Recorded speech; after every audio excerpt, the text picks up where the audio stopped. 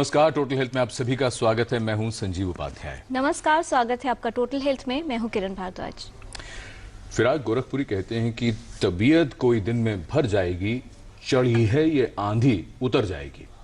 लेकिन अगर बात करें सेहत की, और सेहत में अगर कोई ऐसी समस्या हो जाए जैसे शरीर का कोई अंग सड़ या गल जाए, बेकार हो जाए, या कहीं शरीर में किसी अंग तक रक्त प्रवाह पहुंचाने के लिए कुछ हिस्से को बाईपास किया जाए, और कई ऐसी कंडीशंस हो सकती हैं जब शल्य चिकित्सा यानी सर्जरी की जाती है, तो ऐसे में व्यक्ति के मन में बहुत से सवाल उठते हैं। पहला सवाल तो ये उठता है कि काटपीट होगी, बेहोश किया जाएगा, और उसके बाद कितने दिनों में वो वापस अपने काम पर लौट पाएगा, और क्या इसकी वजह से कुछ ऐसा तो नहीं हो जाएगा कि उसकी दिनचर्या में या उसके जीवन शैली में कोई बहुत बड़ा परिवर्तन आएगा।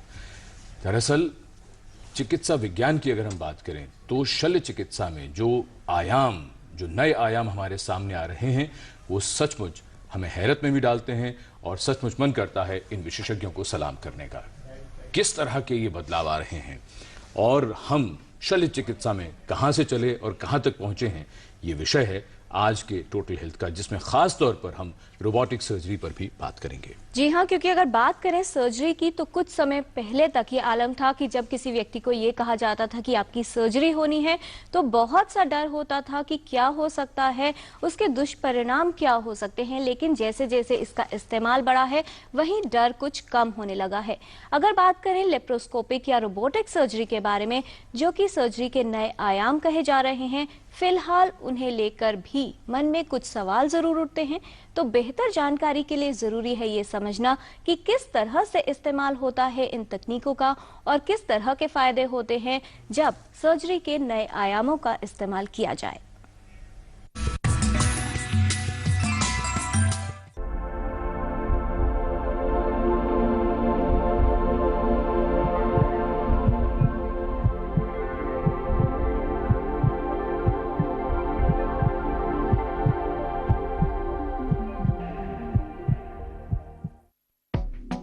शल्य चिकित्सा यानी सर्जरी, इस शब्द से हम सभी वाकिफ हैं। ये एक ऐसी पद्धति है जिसने मेडिकल साइंस को एक नया आयाम दिया। सर्जरी, जिसका प्रयोग कई गंभीर बीमारियों के इलाज के लिए और शरीर के लगभग हर अंग में कई वर्षों से किया जा रहा है। समय के साथ सर्जरी के तरीके, तकनीक और इसमें प्रयोग होने वाले उपकरणों में कई बदलाव आए, जिसने शल्य चिकित्सा को एक नया रूप दिया और इसे मॉडर्न यानी आधुनिक तकनीक के रूप में प्रयोग किया जाने लगा। लेप्रोस्कोपिक और रोबोटिक सर्जरी शल्य चिकित्सा की ही आधुनिक तकनीक है। लेप्रोस्कोपिक सर्जरी में व्यक्ति के शरीर में छोटे छोटे छिद्र किए जाते हैं, जिनसे शरीर में टेलीस्कोपिक यंत्रों को प्रवेश करवाया जाता है, जिनमें लाइट और कैमरा लगा होता है, जिनकी सहायता से शरीर के अंदर का चित्र टीवी मॉनिटर पर देखा जा सकता है। कैमरे के माध्यम से उपकरणों को शरीर के अंदर प्रभावित अंग तक पहुंचाया जाता है और सर्जरी की जाती है। वहीं रोबोटिक सर्जरी में चिकित्सक सर्जरी में प्रयोग होने वाले इंस्ट्रूमेंट्स यानी उपकरण एक कंप्यूटर की मदद से ऑपरेट करते हैं। इसमें रोगी के शरीर में छोटे छोटे छिद्र किए जाते हैं। रोबोटिक आर्म्स और कैमरे को इन छिद्रों द्वारा शरीर में प्रवेश करवाया जाता है। इन रोबोटिक आर्म्स से मोशन सेंसर जुड़े होते हैं, जिससे चिकित्सक इसके मूवमेंट को नियंत्रित करता है। चिकित्सक रोगी के पास नहीं, बल्कि कुछ दूरी पर एक कंप्यूटर कंसोल पर होता है। कैमरे और लेंस की मदद से रोगी के प्रभावित अंग की 3 डायमेंशनल इमेज देख सकता है। कंप्यूटर सर्जन के हाथों की मूवमेंट को रीड करता है और सर्जिकल इंस्ट्रूमेंट उसी मूवमेंट के अनुसार रिस्पॉन्ड करते हैं। कंसोल का पूरा कंट्रोल यानी नियंत्रण चिकित्सक के हाथों में होता है। ये तकनीक इतनी आधुनिक है कि रोबोटिक आर्म्स सिर्फ चिकित्सक के निर्देशानुसार ही काम करती हैं, इसलिए गलती होने की संभावना कम होती है। इस सर्जरी के कई फायदे हैं।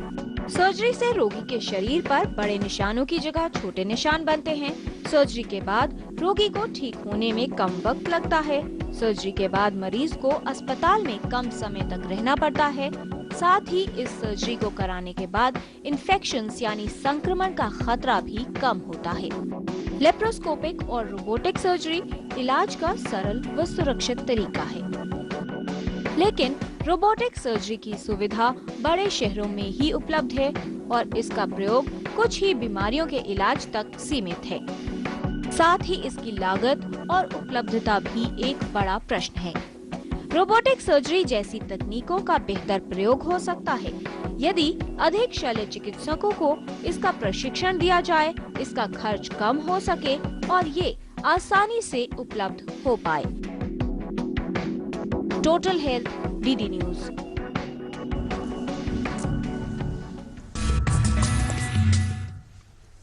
एक दौर था जब कभी युद्ध होते थे तो सैनिकों की शल्य चिकित्सा के लिए सर्जन्स को बहुत ज्यादा काम करना पड़ता था, लेकिन आज के दौर में दुनिया भर में अस्पतालों में रोजाना कितनी ही सर्जरी की जाती है और सर्जरी अब उतना भयानक और डरावना शब्द नहीं लगता लोगों को, क्योंकि अब वो सर्जरी शब्द का उपयोग कभी कभी किसी चीज का विश्लेषण करने के लिए भी करते हैं कि आइए इसकी सर्जरी कर लेते हैं, या कभी कभी कुछ लोग रिश्तों की भी सर्जरी करते हैं। लेकिन आज हम ये समझने की कोशिश करेंगे कि सर्जरी के यानी शल्य चिकित्सा के क्षेत्र में क्या क्या बदलाव आए हैं, क्या क्या नई तकनीकें हमारे सामने हैं।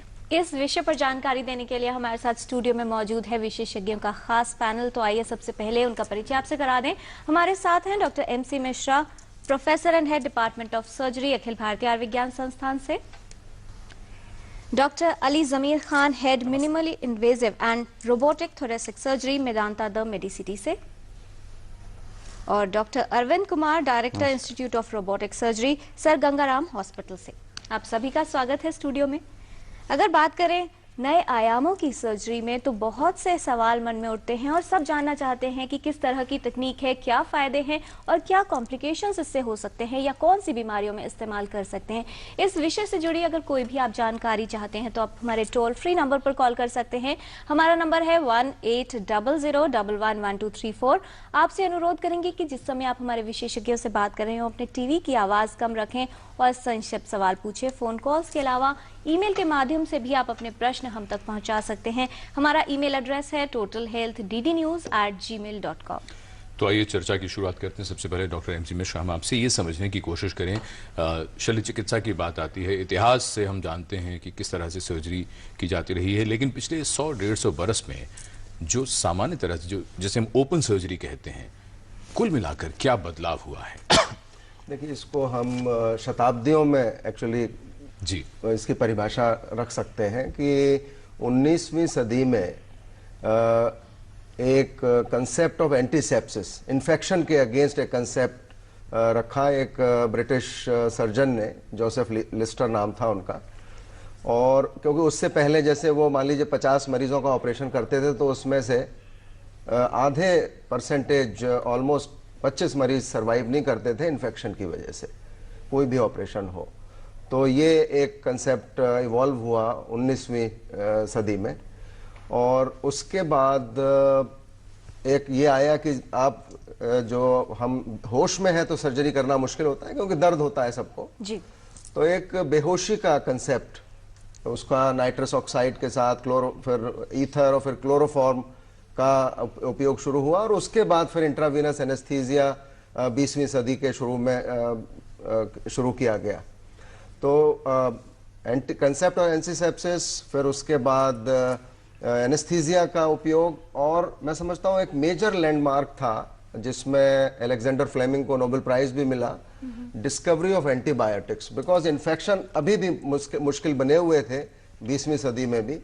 और लेट 30s में डिस्कवरी हुई पेनिसिलिन की और 41 में उनको शायद नोबेल प्राइज मिला था अलेक्जेंडर फ्लेमिंग को। उन्होंने 39 में उसको इजाद किया था। और उसके बाद आपको पता है कितने और एंटीबायोटिक्स का इजाद होता रहा है और अभी भी हो रहा है। और हम एक अवस्था में पहुंच गए हैं जब एंटीबायोटिक बिल्कुल हम एक वॉल से लगे हुए हैं, एंटीबायोटिक का इतना उपयोग हो गया जी। और उसके बाद जब ऑर्गन ट्रांसप्लांट का डिस्कवरी हुआ और पहला ऑर्गन ट्रांसप्लांट हुआ 53-54 में, और वो एक बड़ा आयाम माना जाता है जिससे मिलियंस ऑफ लाइव्स चेंज हो गई। और उसके बाद अगर मैं कहूं कि अब सर्जरी में क्या नया आयाम जुड़ा है, तो वो आज से लगभग 20 वर्ष पहले, 20-22 वर्ष पहले ये की होल सर्जरी, जो लेप्रोस्कोपिक सर्जरी विधि का जब ये जुड़ाव हुआ सर्जरी से, तो उसमें जितने भी आपने फायदे बताए वो फायदे बिल्कुल सामने आए और मैं समझता हूं कि वो भी एक बड़ा भारी रेवोल्यूशन हुआ है।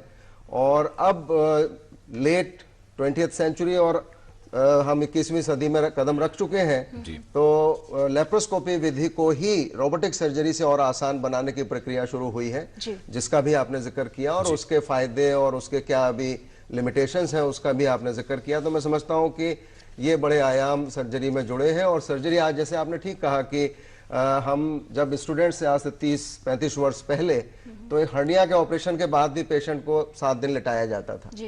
आज बड़े से बड़ा ऑपरेशन होता है और हम उसी शाम को पेशेंट को बिठाल देते हैं, अगले दिन वो चलने लगते हैं और दूसरे दिन उनकी छुट्टी भी हो जाती है। तो ये सर्जरी में ये बड़े कंसेप्ट बदले हैं, सूचर मटेरियल बदले हैं, एंटीबायोटिक्स नए नए आए हैं, उनसे बड़ा फायदा हुआ है सर्जरी में, इन्फेक्शन को रोकने में, रोकथाम करने में। और बहुत इसमें कंसेप्ट्स बदले हैं, वुंड हीलिंग के कंसेप्ट्स बदले हैं और बदल रहे हैं। जी डॉक्टर खान, आपसे जानना चाहेंगे, ओपन सर्जरी की जब बात आती है तो उसमें एक बड़ा चंक होता है हार्ट का, जिसके अंदर बाईपास की बात करें या वाल्व रिपेयर की बात की जाए, बहुत ज्यादा उसके अंदर ओपन सर्जरी का इस्तेमाल होता था। अगर कुछ समय पहले की बात करें और वर्तमान स्थिति की बात करें, किस तरह के बदलाव एज अ हार्ट सर्जन आप देखते हैं? देखिए, जब शुरू में हार्ट सर्जरी शुरू हुई थी तो हम क्या करते थे कि हार्ट को एक हार्ट लंग मशीन को कनेक्ट करते थे, ताकि आप कंट्रोल कर लें हार्ट को रोक लें, उस पर ऑपरेशन करें और फिर दोबारा स्टार्ट करके उसको पेशेंट को बाहर निकालें। फिर एक दौर आया जब कि ऑफ पंप सर्जरी हो गई, मतलब कि आप ये पूरी सर्जरी बीटिंग हार्ट पे करते हैं, मतलब हार्ट को न रोक के आप बीटिंग हार्ट पे वही ऑपरेशन करते हैं। उससे एडवांटेज ये हुआ कि मशीन से जब ब्लड घूमता है तो उसमें खराब पदार्थ निकलते हैं, तो पेशेंट को असर पड़ता है। आप जब नेचुरल हार्ट पे, बीटिंग हार्ट पे आप ऑपरेशन करो तो ये सब साइड इफेक्ट्स निकल जाते हैं उसके। फिर उसके बाद दौर आया, जैसे डॉक्टर साहब ने कहा, लैप्रोस्कोपिक सर्जरी और अब रोबोटिक सर्जरी और वाल्व रिपेयर, जो माइट्रल वाल्व रिपेयर सर्जरी है, उसका अप्रोच चेंज हो गया है। साइड से, बीच से ना जाके साइड से छोटे छोटे इंसिशन करके अंदर जाके दूरबीन से वो वाल्व को रिपेयर किया जा रहा है, रिप्लेसमेंट करे बगैर रिपेयर किया जा रहा है, ताकि पेशेंट का खुद का वाल्व अंदर रहे। और फिर अब रोबोटिक आने की वजह से ये रिपेयर कि जो टेक्निक है, जो तरीका है, ये बहुत ज्यादा इंप्रूव हो गया है और आउटकम्स बहुत ज्यादा इंप्रूव हो गए हैं।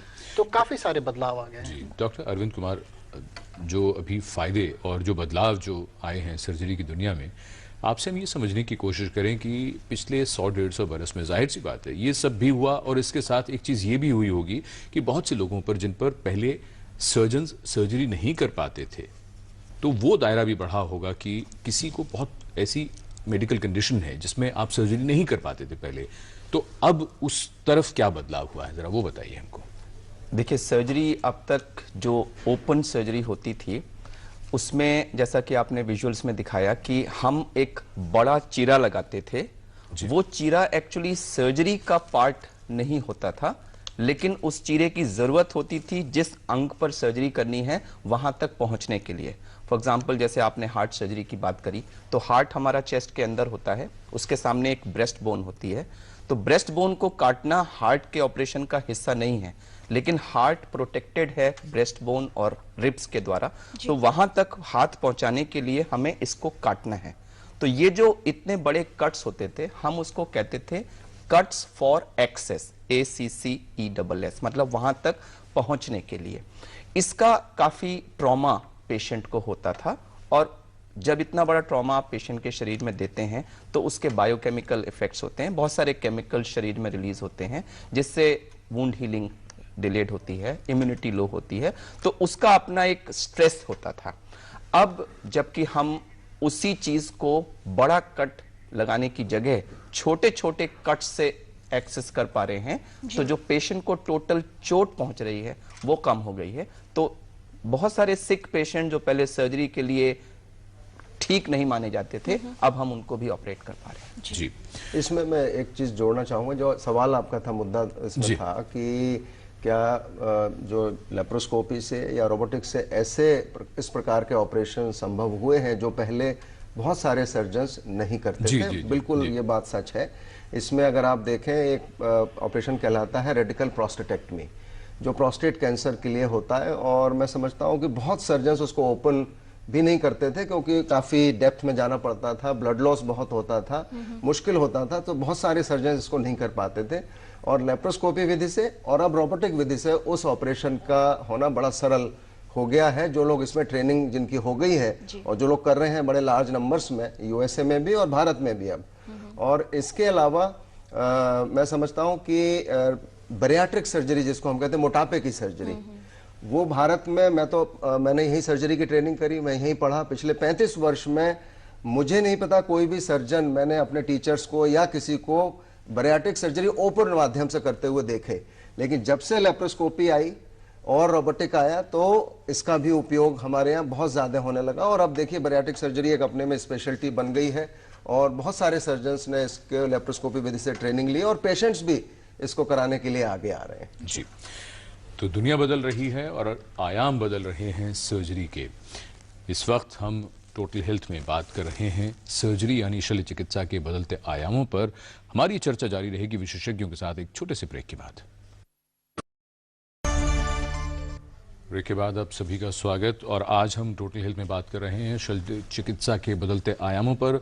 आपके बहुत से ईमेल्स हमें मिले हैं इस वक्त और जिनमें बहुत से लोग ये जानना चाहते हैं, जैसे मयंक हैं, वो जानना चाहते हैं कि उनको हर्निया की सर्जरी करानी है, डॉक्टर ने कहा है तो क्या उन्हें कराना चाहिए।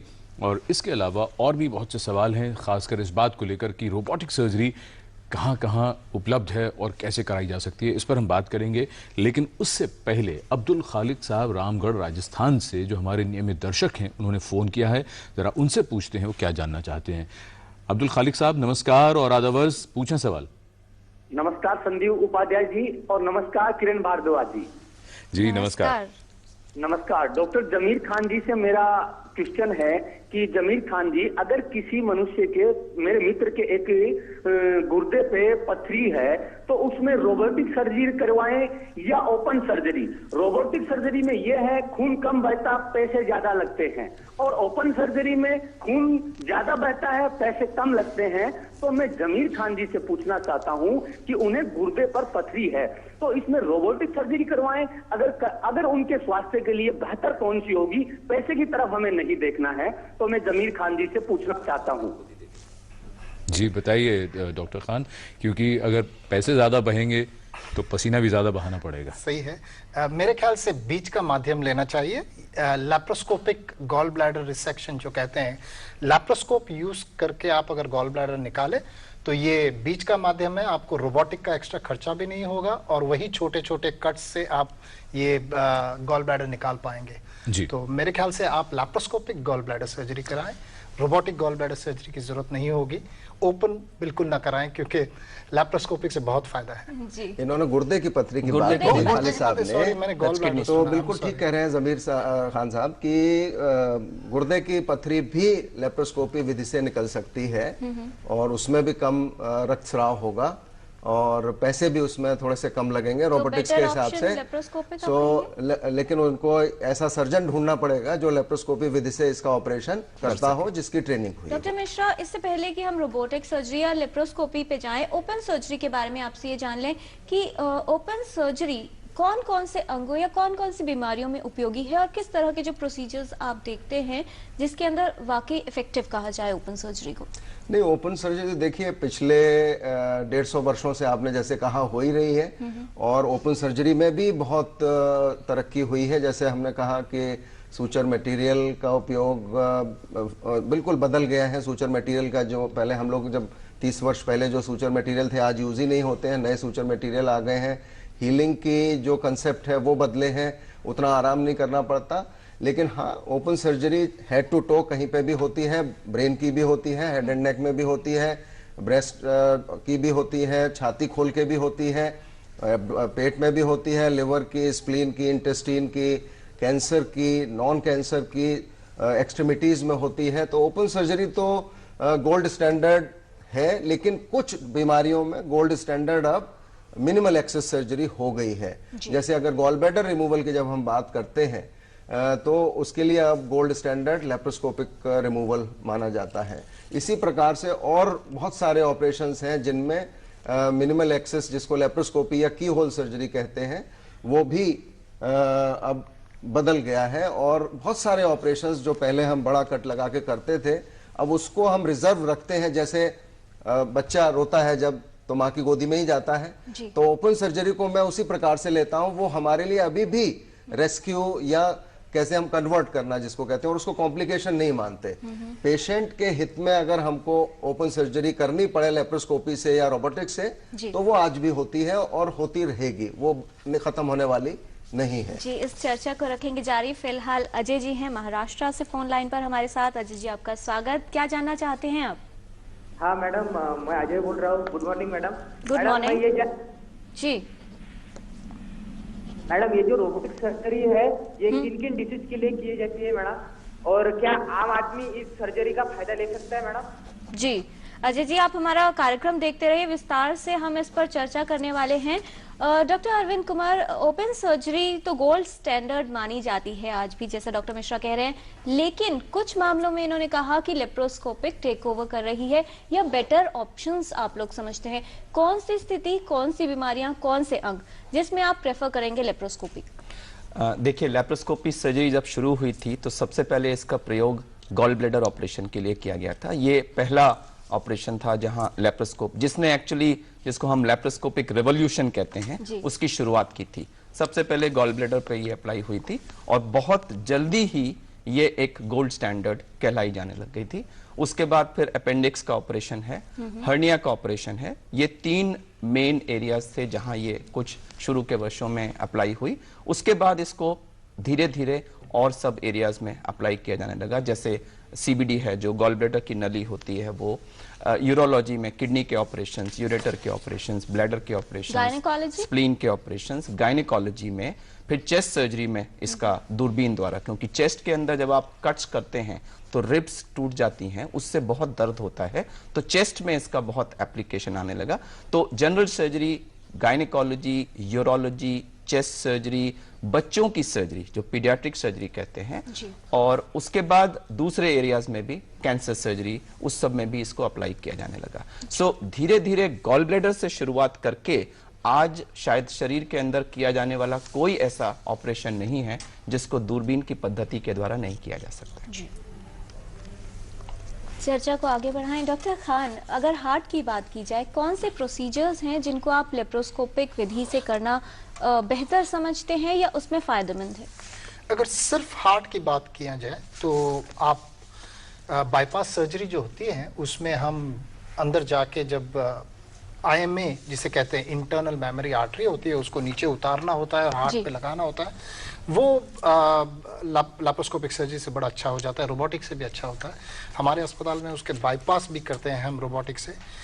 और चेस्ट में सिर्फ हार्ट ही नहीं है, चेस्ट में बाजू में लंग्स भी है, मीडियस्टाइनम भी है, और मेरी राय में थोरैसिक में रोबोटिक सर्जरी का बहुत ज्यादा फायदा है। जैसे डॉक्टर अरविंद ने कहा है कि अगर आप रिब्स को काटें तो हर रिब के नीचे एक नस होती है, और जितना आप उसको स्प्रेड करेंगे उतना दर्द होगा पेशेंट को बाद में।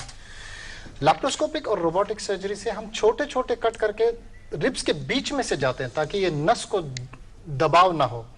और चेस्ट के हर एक सर्जरी में रोबोटिक और लैप्रोस्कोपिक का फायदा है, जैसे कि लंग कैंसर सर्जरी, जैसे कि बीच में मीडियस्टाइनम होता है जिसमें थाइमस होता है, वो थाइमस निकालने में, कोई ट्यूमर्स है बीच में, उनको निकालने में लैप्रोस्कोपिक और रोबोटिक सर्जरी का बहुत ज्यादा फायदा है।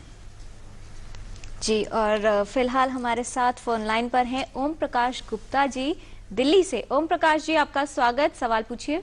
हाँ जी, नमस्कार जी, मैं ओपी गुप्ता बोल रहा था जी। मैंने 18 महीने पहले रोबोटिक सर्जरी से प्रोस्टेट कैंसर का ऑपरेशन करवाया था जी, लेकिन मेरी अभी तक यूरिन लीकेज नहीं रुकी। ये जानना चाहता था, ये रुकेगी या नहीं रुकेगी या कितना टाइम लेगी?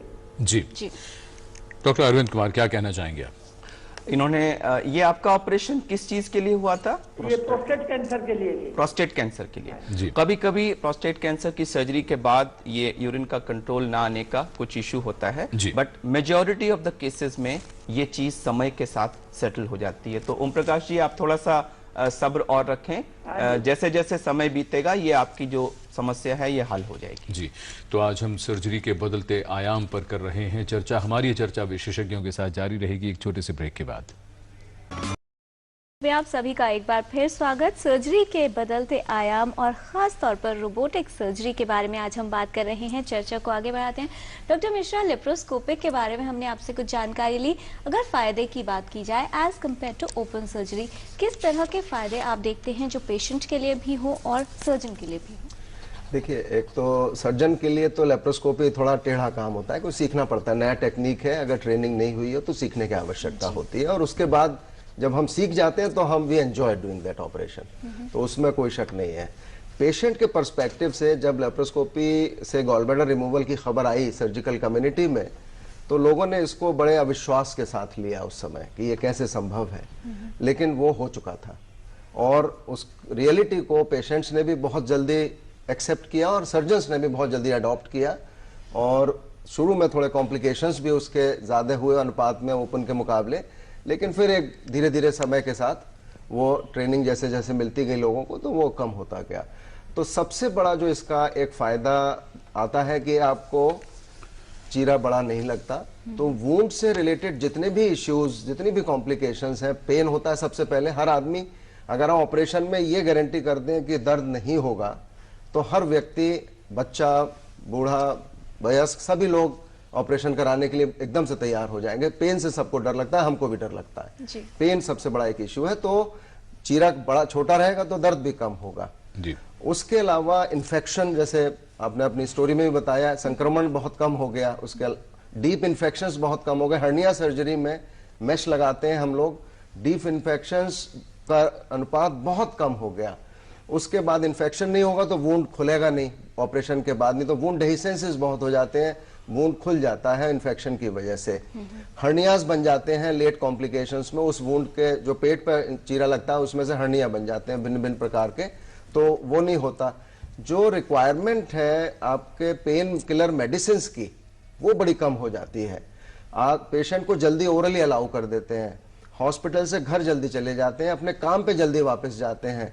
मैं समझता हूँ, मैंने जब बहुत शुरू ही हुआ था अर्ली 90s में, तो एक गायनेकोलॉजिस्ट केम फ्रॉम एसएम, जिसका हमने लेप्रोस्कोपी विधि से गॉलब्लैडर निकाला जी। और वो एक हफ्ते के बाद अपने काम पे चले गए और सिजेरियन सेक्शन कर रहे थे अपने हॉस्पिटल में।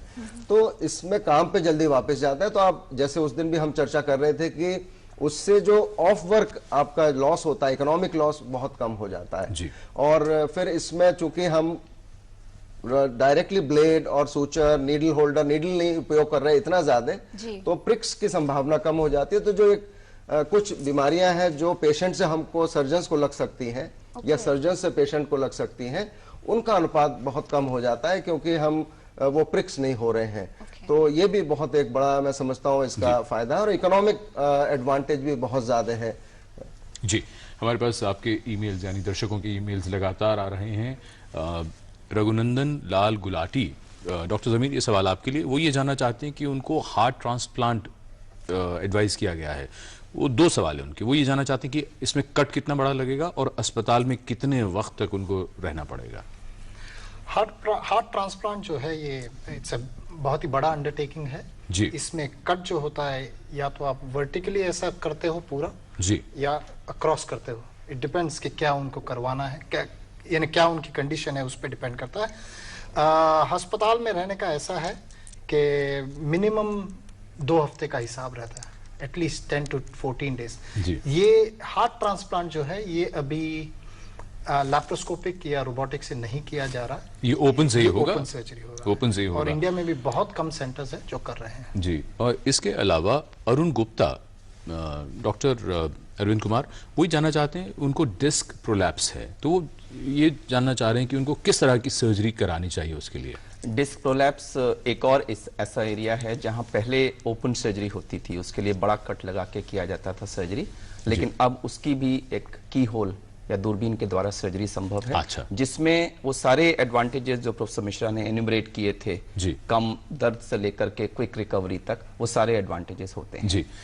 डॉक्टर मिश्रा, ये सवाल आपके लिए। एसपी जैन साहब हैं, वो ये जानना चाहते हैं कि क्या रोबोटिक सर्जरी इंग्वाइनल हर्निया के लिए अगर की जाए तो 82 साल का कोई अगर पुरुष है तो डॉक्टर्स अमूमन ये कहते हैं कि एनेस्थीसिया को झेल पाना उसके लिए शायद उतना मतलब आसान नहीं होगा, तो अक्सर क्या ये ज़रूरी है कि मतलब वो सब किया जाए या उनको कुछ दर्द निवारक दवाइयों पर रहा जाए? क्या क्या मैं समझता हूं कि एज हमारे यहाँ उम्र का अभी हम लोग ये कहते हैं कोई कॉन्ट्रा इंडिकेशन नहीं है सर्जरी के लिए। हमने 92 वर्ष में भी करी हुई है हड्डियां की सर्जरी, 94 वर्ष में भी करी हुई है, और अगर पेशेंट अदरवाइज फिट है, कुछ बीमारियों के साथ चल फिर रहे हैं, अपना ख्याल खुद रख पा रहे हैं, तो मैं समझता हूं कि हम लोग एज को देख के कभी मना नहीं करते किसी भी ऑपरेशन के लिए। तभी मना करते हैं जब उसमें रिस्क ज्यादा हो। जी। करने में ज्यादा रिस्क है बशर्ते न करने में, तो मैं समझता हूं इनका हड्डियां का ऑपरेशन जिस विधि से भी ये चाहेंगे और जिस अस्पताल में कराना चाहेंगे, अगर वहां सारी सुविधाएं हैं तो बिल्कुल हो सकता है। जी। तो ये कह सकते हैं कि सर्जरी की कोई उम्र नहीं होती, 82 क्या 92 तक में की जा सकती है। मधु जैन है, माफ कीजिए मधु सिंह है पटना से इस वक्त टेलीफोन लाइन पर। आपका बहुत स्वागत, पूछें सवाल। जी नमस्कार। नमस्कार सर, मेरी सिस्टर का एज 60 ईयर है ओल्ड। जी। उनके हार्ट का जो चैम्बर का जो बाहरी दीवार है वो मोटा हो गया है, और उसके ऊपर हार्ट के ऊपर के हिस्से में मांस जमा हो गया है। उनका किस ढंग का इलाज होगा, क्या हो सकता है? यहाँ के डॉक्टरों ने दिल्ली रेफर करके सर्जरी के बारे में बोला है। जी doctor Arvind Kumar.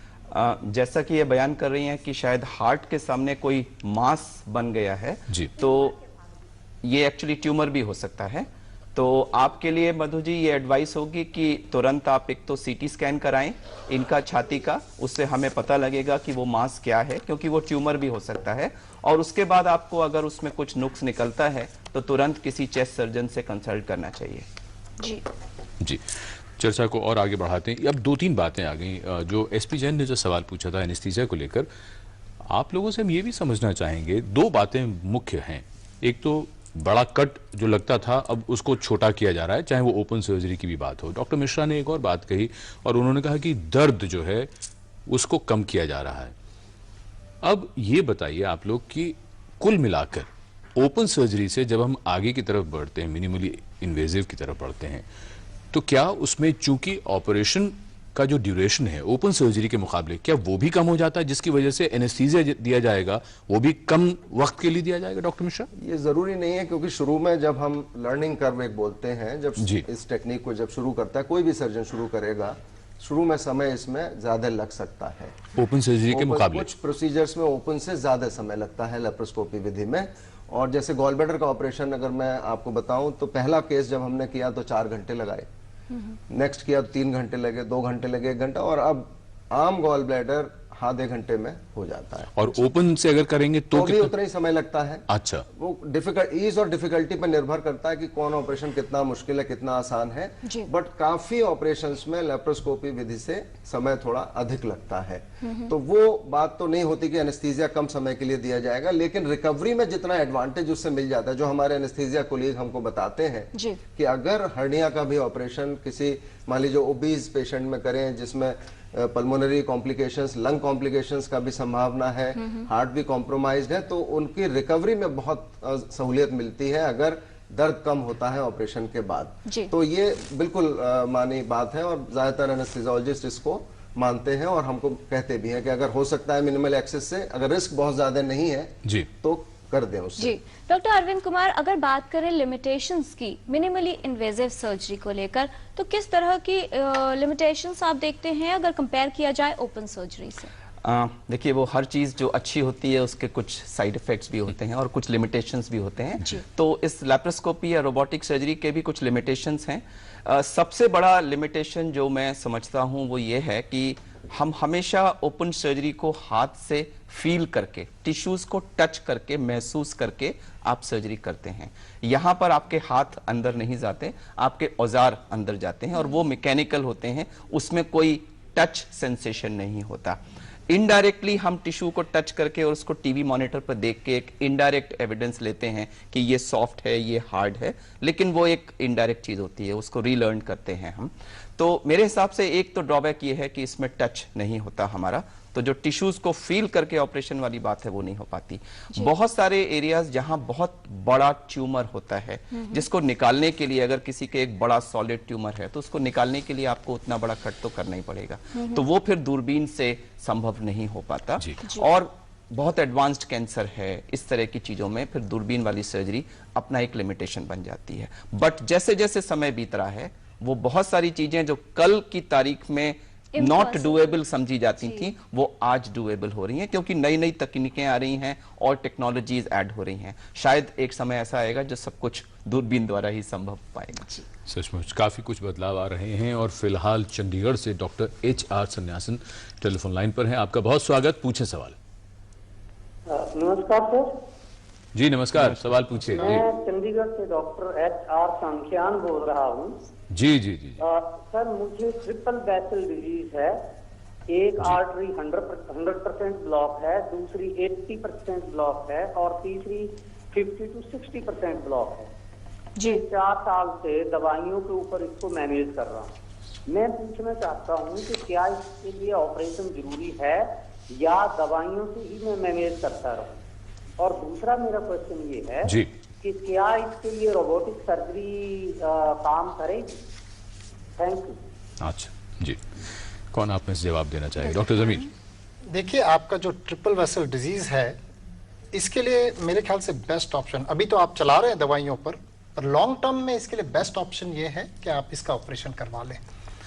Robotic surgery संभव है कि नहीं, ये हम आपका एंजियोग्राम देखने के बाद आपको बता सकते हैं, मगर इसके लिए सर्जरी की ज़रूरत है। और अगर लॉन्ग टर्म आपको अच्छा इसका आउटकम चाहिए तो सर्जरी ज़रूर कंसिडर करना चाहिए जी। तो आज हम टोटल हेल्थ में बात कर रहे हैं सर्जरी के यानी शल्य चिकित्सा के बदलते आयामों पर। हमारी चर्चा जारी रहेगी एक ब्रेक के बाद। ब्रेक के बाद टोटल हेल्थ में आप सभी का एक बार फिर स्वागत। सर्जरी के बदलते आयाम, इस विषय पर आज हो रही है चर्चा को आगे बढ़ाएं डॉक्टर अरविंद कुमार। जैसा डॉक्टर मिश्रा कह रहे थे कि बहुत सारी चीजें जब लेप्रोस्कोपी शुरू हुई तो लगता था कि नहीं हो पाएंगी, लेकिन समय के साथ उसमें एक्सपर्टीज भी बढ़ती गई और अब संभव लगती हैं। आने वाले समय में या इस समय की जो स्थिति है, कौन सी ऐसी नई चीजें आप समझते हैं जो कि पहले कुछ समय पहले तक बहुत ही इम्पॉसिबल कहा जाए, ऐसा लगता था कि नहीं हो पाएंगी, लेकिन अब कुछ ईजी है? बहुत अच्छा सवाल पूछा आपने। इसमें सबसे पहले तो मैं आपको एक चीज ऐसी बताना चाहूंगा जो एक्चुअली हमने खुद यहाँ पर की है, और बड़ा हर्ष होता है मुझे बताते हुए कि ये देश में पहली बार ऐसी चीज हमने की कि हमारे शरीर में एक ब्लड वेसल होती है जिसको हम एओर्टा कहते हैं, जो हार्ट से पूरे शरीर में ब्लड ले जाती है। ये पेट के नीचे वाले भाग में जाके 2 पार्ट्स में बंट जाती है, जो पैरों में हमारे ब्लड सप्लाई करती है। और जैसे कि हार्ट में ब्लॉकेज हो जाता है, ऐसे ही लोगों के इस एरिया में भी ब्लॉकेज हो जाता है, जिससे पैर में खून का दौरा कम हो जाता है, पैर में दर्द होने लगता है, कभी कभी पैर सड़ जाता है, और ये पैर काटे जाने का one of the commonest causes में से एक है। इसमें भी बाईपास सर्जरी, हार्ट की बाईपास सर्जरी की तरह ही एक बाईपास किया जाता है, जिसमें जहां पर ऑब्स्ट्रक्शन है उसके पहले हिस्से से एक ग्राफ्ट लगा के बाद के हिस्से तक कनेक्ट, जिससे एक ऑल्टरनेट पैसेज बन जाता है खून जाने के लिए। ये बहुत ही जटिल किस्म की सर्जरी है जो ओपन से तो होती थी, लेकिन जब दूरबीन की पद्धति आई और लोगों ने इसको दूरबीन से करने की कोशिश की, तो वो जो इसमें सूचरिंग होती है, जिसमें ग्राफ्ट को एओर्टा से जोड़ा जाता है, वो एक बहुत ही तकनीकी माध्यम से बहुत ही मुश्किल काम था और लोग उसको नहीं कर पाए। तो क्या करते थे कि थोड़ा सा काम करते थे दूरबीन द्वारा और फिर ओपन करके उसको स्टिच करते थे। जब से ये रोबोटिक पद्धति आई है तो उसमें ये सूचरिंग वाला काम बहुत ही आसान हो गया है, और इसमें सूचरिंग के द्वारा कंप्लीट लेप्रोस्कोपी, टोटल दूरबीन के माध्यम से अब हम ये ऑपरेशन सफल तरह से कर पा रहे हैं, जो कि एशिया में एक अपना तरह का एक अनोखा प्रयास है। पूरे विश्व में सिर्फ 2-3 जगह ऐसी हैं जहां ये सर्जरी हो पाती है। तो अगर आप रोबोटिक के द्वारा न किया जाने वाली चीज को किया जाने वाली बनाने की एग्जांपल चाहें, तो ये जो एओर्टो बाइफिमोरल बाईपास जिसे कहते हैं, ये एक प्राइम एग्जांपल है। ये एक और बात बताइए, आपने जो सूचरिंग की बात की, बार बार सूचरिंग की बात आती रही, डॉक्टर मिश्रा ने भी कहा कि टेक्निक बदल गई, वो चीजें बदल गई। रोबोटिक सर्जरी और मिनिमली इन्वेजिव में भी जहां औजारों के जरिए सूचरिंग होती है, तो फिर उसमें वही बात आती है जो आपने शुरू में कहा था कि ट्यूमर को आप टिश्यू को हाथ से फील कर सकते थे, इसमें भी सूचरिंग क्या मशीन से ज्यादा मुश्किल है? आप लोग बहुत अच्छे कलाकार भी हैं। जो ओपन सर्जरी में हम लोग सबसे पहले जो चीज सीखते हैं और जो सबसे आसान होती है वो होती है टांके लगाना। लेकिन जब वो लैप्रोस्कोपिक सर्जरी में हम लोग ओपन से मूव कर गए तो वो सूचरिंग एक अपने आप में एक जटिल समस्या थी। शुरू के दिनों में कई कंपनियों ने उसके लिए कुछ मशीनें बनाने की कोशिश की, वो महंगी थी, उनसे उतना कंप्लीट, बट धीरे धीरे जैसे जैसे इस सर्जरी का विकास हुआ और इसका प्रचलन बढ़ा, सूचरिंग जो है वो एक इजी चीज हो गई थी। लेकिन फिर भी वो उतनी आसान नहीं है जितनी कि ओपन सर्जरी में है। लेकिन लैप्रोस जब रोबोटिक में आते हैं तो वो सूचरिंग उतनी ही सरल और आसान हो गई है जितनी कि ओपन सर्जरी में होती थी। तो जो सूचरिंग वाली समस्या एक ओपन सर्जरी से लैप्रोस्कोपी में जाने में थी, वो रोबोटिक में आने पर वो समस्या हल हो गई। जी, और इस जानकारी के बाद टोटल हेल्थ में फिलहाल समय है सेगमेंट हेल्थ पहेली का। आपको बता दें एपिसोड नंबर 471 का सवाल था कि गुस्सा क्या है। 3 ऑप्शंस थे आपके पास, ए मानसिक बीमारी, बी भावनात्मक प्रतिक्रिया या फिर सी आदत। सही जवाब है ऑप्शन बी भावनात्मक प्रतिक्रिया यानी इमोशनल रिएक्शन है एंगर। कौन बने हैं इस पहेली के लकी विजेता, ये जानने से पहले देखते हैं क्या सवाल है आज की हेल्थ पहेली में। आपको बताना है कि की होल सर्जरी क्या है। Option A open surgery, option B laparoscopic surgery या फिर ऑप्शन सी लेजर सर्जरी। आप अपने जवाब हमें 13 अप्रैल तक भेज सकते हैं। हमारा पता है total health, DD news, room number 228, tower B, Doordarshan Bhavan, Mandi House, Copernicus Marg, New Delhi 110001, या ईमेल कर सकते हैं totalhealthddnews@gmail.com पर।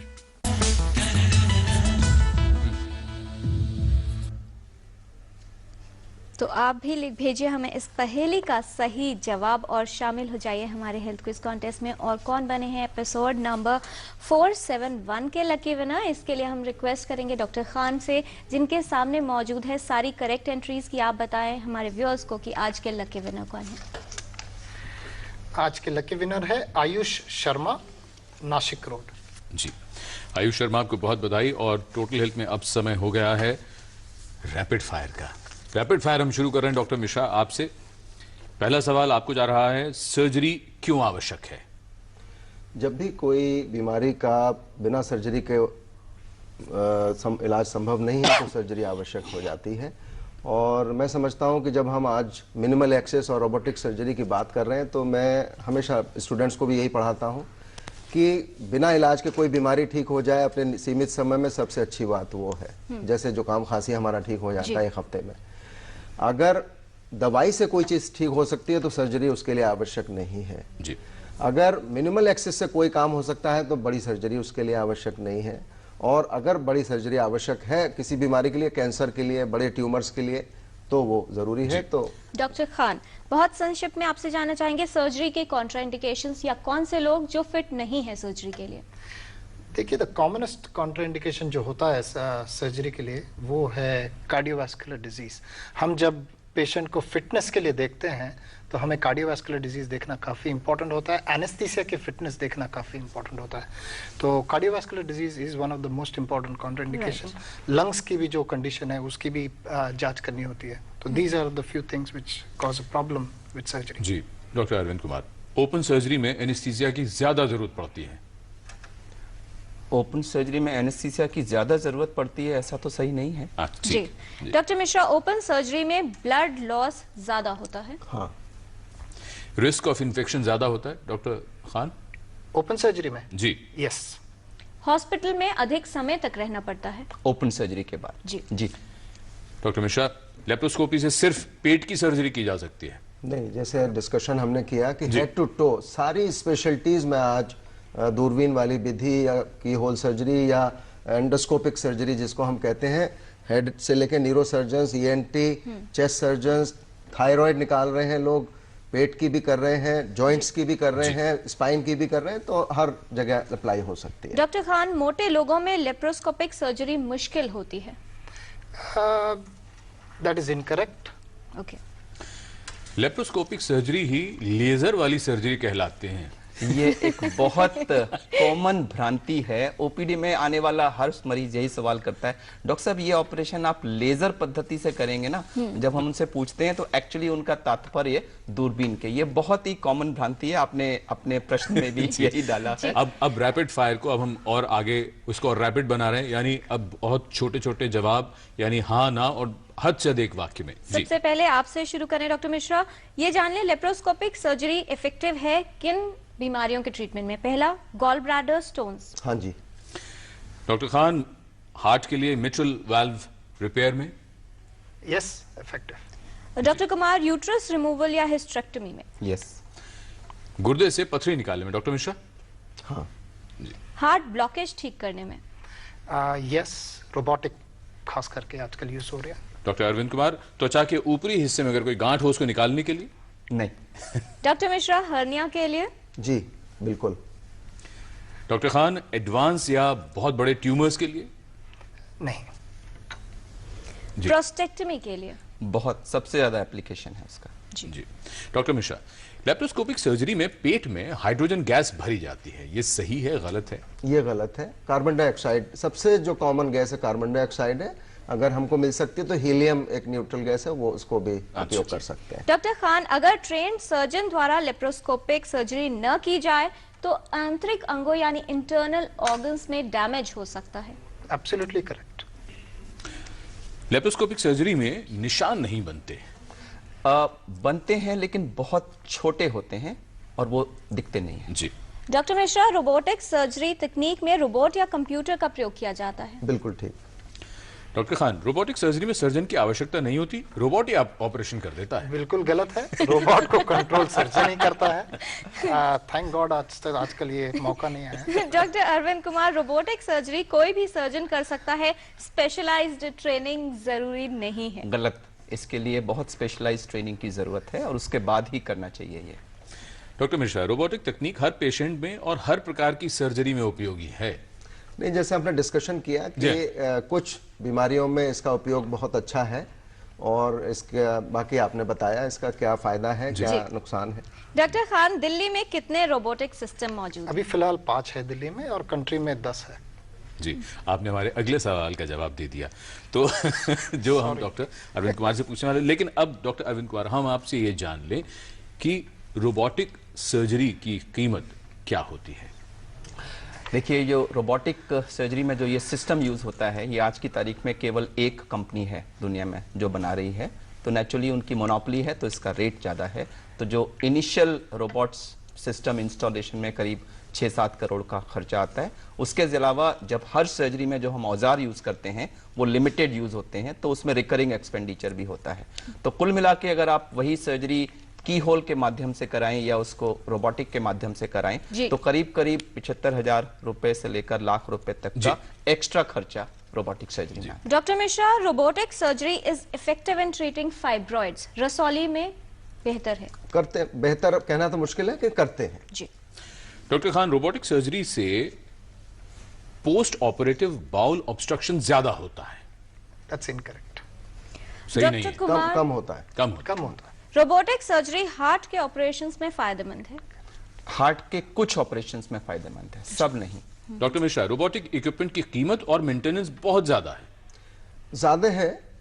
हर नई टेक्नोलॉजी की कीमत होती है। मैं समझता हूं अभी जैसे इनका पेटेंट जब रिलीज हो जाएगा तो इसकी कीमत कम होने की संभावना है, मशीनें भी छोटा होने की संभावना है, तो हम वो उस बात का इंतजार, हम लोग सब उसके इंतजार में हैं जब वो कम हो। डॉक्टर खान, रोबोटिक सर्जरी मुश्किल है क्योंकि सर्जन ट्यूमर या प्रभावित भाग को हाथ से फील नहीं कर पाता, टेक्टाइल सेंसेशन नहीं होती। That is correct. इसका एक ड्रॉबैक ये है कि आपका जो टेक्टाइल सेंसेशन है वो कम हो जाता है, मगर एक्सपीरियंस के साथ you learn to overcome that. Doctor Arvind Kumar, rapid fire का आखिरी सवाल आपको जा रहा है। रोबोटिक सर्जरी में स्टिचेस लगाने मुश्किल होते हैं?